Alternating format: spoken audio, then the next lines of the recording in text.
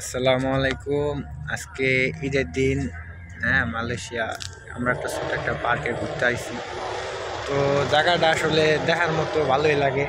আমার কাজের সাইড হচ্ছে ওইদিকে ওই যে একটা বড় বিল্ডিং আছে, বিল্ডিংয়ের সাইডে ওই বড় বিল্ডিং ওইটাই। তো ওইখান থেকে বেশি দূরে না, বাট জায়গাটা অস্থির লাগে, ভালো লাগে, কারণে ভিডিও করলাম যে এটা পেজে একটা আপলোড করবো। তো মানে অস্থির জায়গা, কিন্তু এখানে ঢুকতে একটা মজার ব্যাপার হয়েছে, কোনো টাকা টাকা পয়সা কোনো কিছুই কিন্তু লাগে না। এই যে যত মানুষ আছে সব কিন্তু ফ্রিতে ঢুকতেছে। মানে এত সুন্দর সিস্টেম করছে।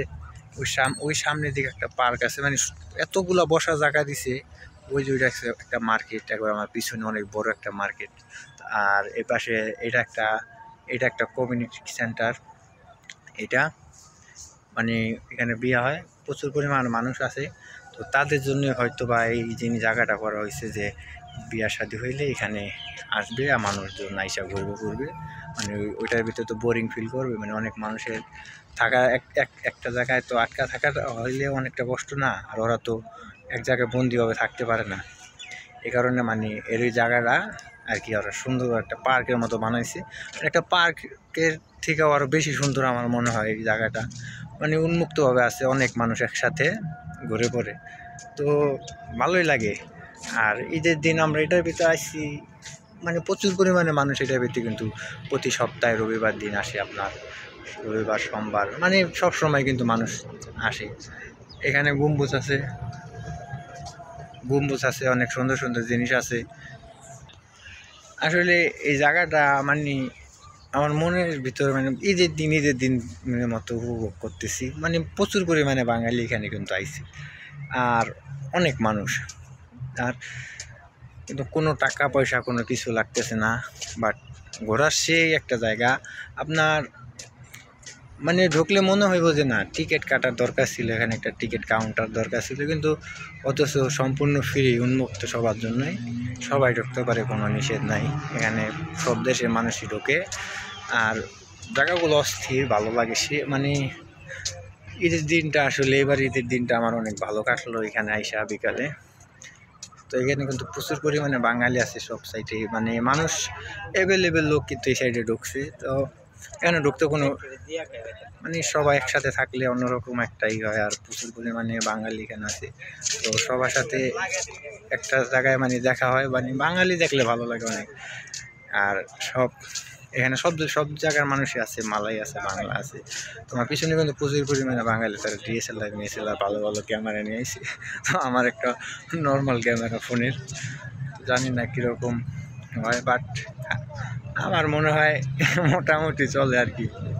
তো আমার এই আইডিটা নতুন, সবাই আমার একটু সাপোর্ট করবেন। আর ইউটিউবে আমি এখনও ওরকমভাবে এডিট করি নাই। এই যে দেখেন পাশে একটা লেক আছে, লেকের ভিতরে কিন্তু অনেক পদের মাছ আছে, আপনার লাল লাল কালার, সাদা কালার, কালা কালার, মানে ভালোই, খারাপ না, চলে আর কি। তো মোটামুটি মানে ফাও টিকিট হিসাবে জায়গাটা খারাপ না, চলে। মনে করেন 10-15 জন মানুষ একসাথে আসলে সবাই মিলা। তা আমরা আইসি 4-5 জন মানুষ আইসি, এখানে কিন্তু প্রচুর পরিমাণে বাঙালি আছে, সব জায়গায় মালাইও আছে, পাকিস্তানি আছে, সব দেশের মানুষ কিন্তু এখানে আছে। তো সবাই মিলে একসাথে খুব ভালো একটা সময় কাটাইছি।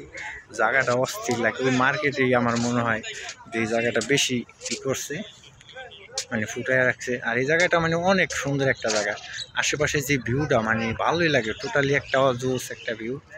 তো দেন আমার ভালো এখানে আসতে, আমার মনটা অন্যরকম একটা ফিলিংস হইতেছে যে মালয়েশিয়া এত সুন্দর সুন্দর পার্ক আছে, তাও ফ্রিতে ঢুকতে দেয়।